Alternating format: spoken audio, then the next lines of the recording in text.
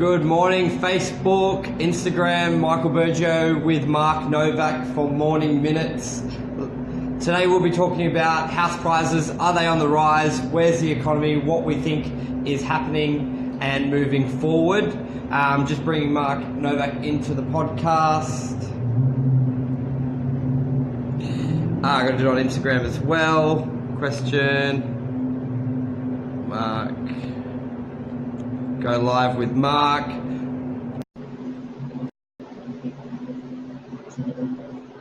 Good morning, Amal. Nathan, how are you all?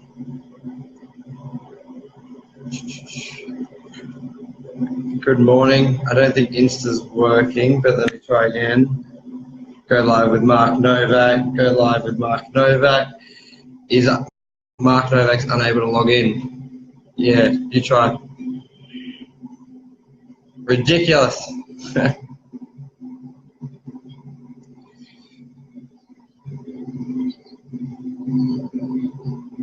House prices. House prices. Are they going up? Will they continue to go up? Have you on the market at the moment? We're seeing strong clearance rate signs, low stock levels, a lot of buyers out there. So, good morning, Tom Panos, Glenn Higgs, Amal. Jeff Luby. What's your take on that? Mate, I reckon we're on. Yeah, how are you? With the auction clearance rates, it's really interesting. And I know it's just such a small cross-section of the market, the auction clearance rate. It's such a small cross-section, but it is an influencer.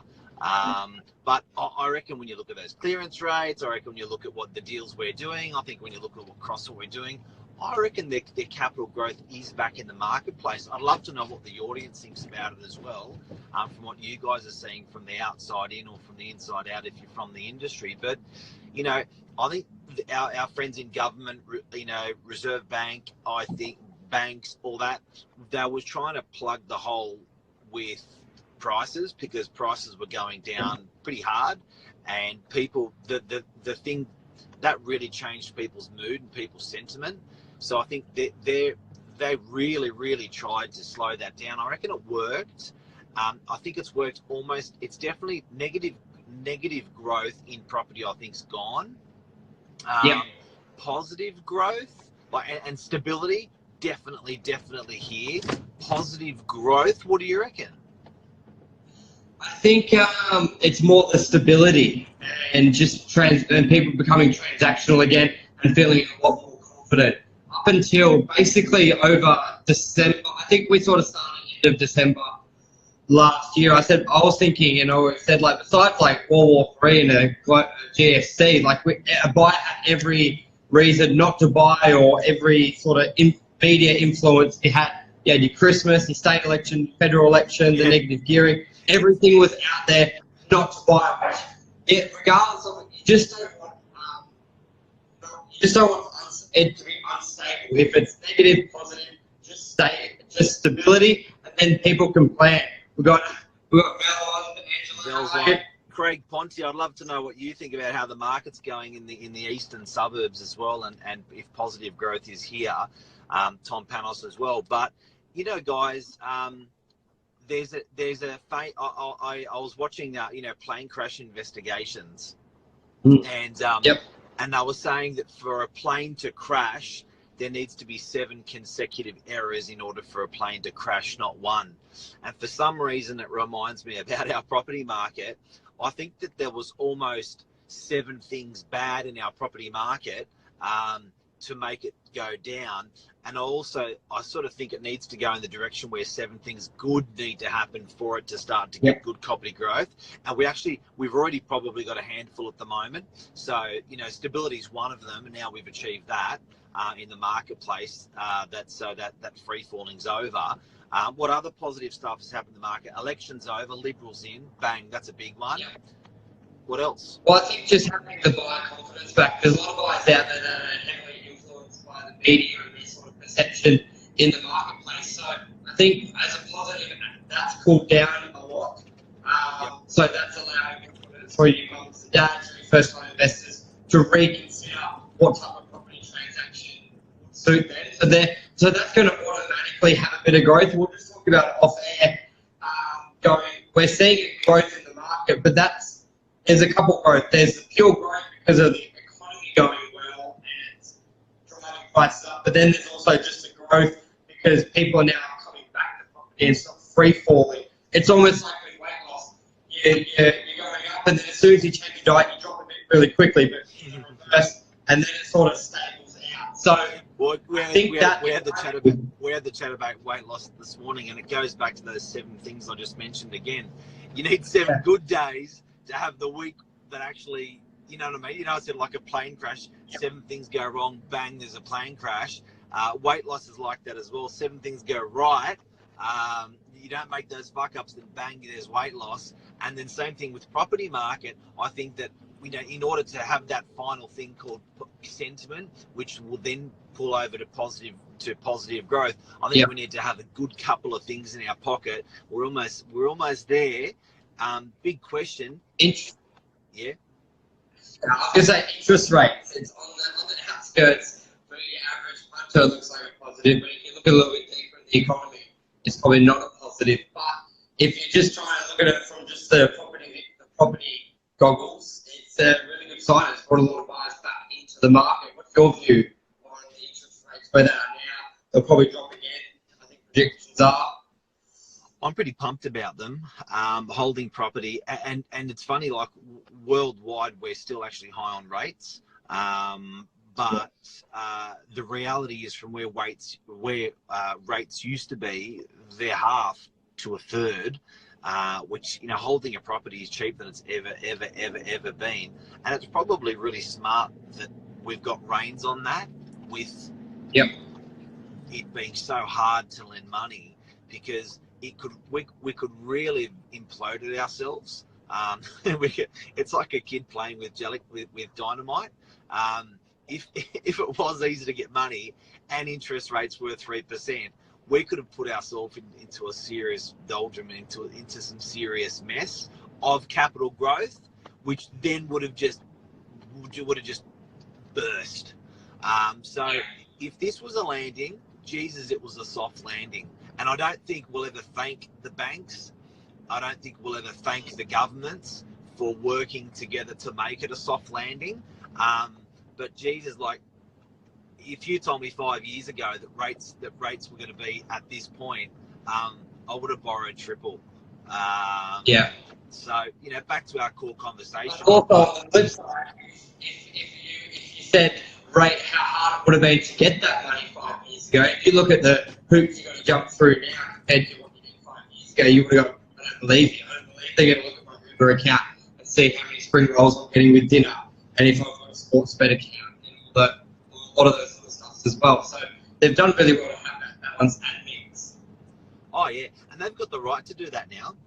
So if they see sports bet on your statement, you can't tell me that's going to help you. No. Like when they're profiling it. But back to the core topic is capital growth back. I would give it a yes. But I reckon we're talking not even 1%.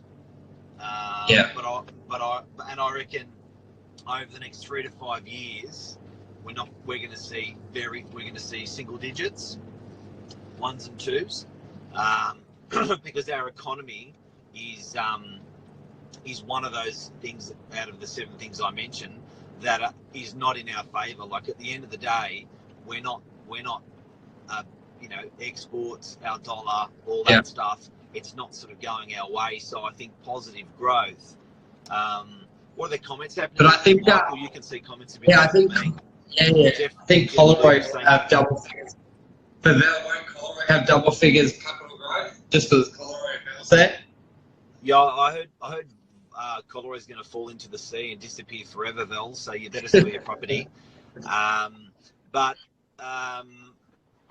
you know, supply and demand is. Well, I'll make a great comment, and so did Jeff. It's the supply and demand. So as much as those other sentiments created the competition, which we're seeing up in pricing, it's also because there's no properties out there. Like we're seeing half the stock we were before. So I think it's also a little bit of a false sense of growth growth. Growth is growth, but it's a little false sense of growth as well due to a lot of other external influences, and especially because there's a lot of people, especially in our area, that don't need to sell. They want to if they're going to make good profit or reasons to sell, they're selling. So once now it's stable, the stock levels, they're low. So it almost, I think as Mark said, Spring's going to be a very, very interesting one to see when the market probably gets another 10-20% more properties. Come on, everyone's got the sentiment, best time to sell.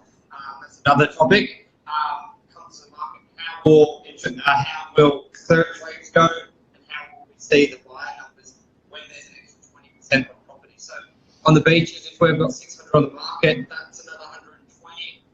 That's going to be interesting. I think, end of this year will be a determining factor how the next 3 years play out. I saw something like that on the media. I saw something like that on the media as well, where they were saying, look, let's just, however the market interprets the next month or two.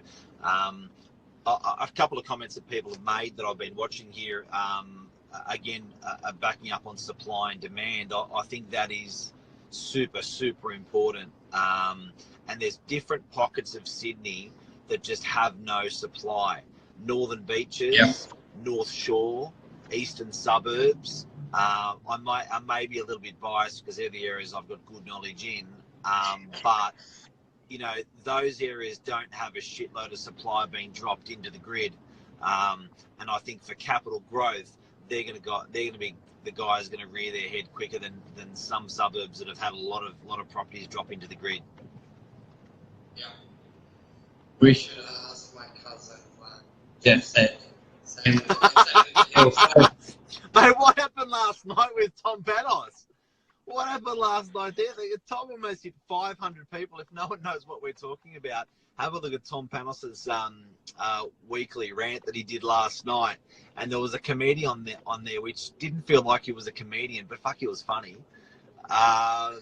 The stuff, it was pretty clever. He didn't play into the common jokes, but he hit you with the right hook a couple of times. It's some jokes that were really, really funny. So if you want to see something good, guys, watch my cousin Vlad. And I do think, Jeff, you're right. If anyone has the answer to this capital growth question, it's my cousin Vlad. Anything else we want to add, Mark? Nah, all in all, in summary, thanks for watching. All in all, guys, I reckon, yes, we're in capital growth territory. I reckon we're 0s to 1s to 2s year on year for the next couple of years. I don't think we're going to be doing 5s, 10s, or 20s. But that's where I personally think the market. It's not advice at all, but it's speculative completely. Talk to your financial advisor for advice, but no, if you ask me for a gut feeling, that'd be my gut. Yeah. Thanks, guys. Thanks, Jeff. Thanks, Mal. Thanks, Tom. See you guys. Monday night rants tonight. Hey. 8 p.m. My cousin Vel is coming on as comedian tonight. My cousin Vel. Yeah, it's not my cousin Vlad. It's my cousin Vel. Yeah. See ya. Cheers. See you guys. Cheers.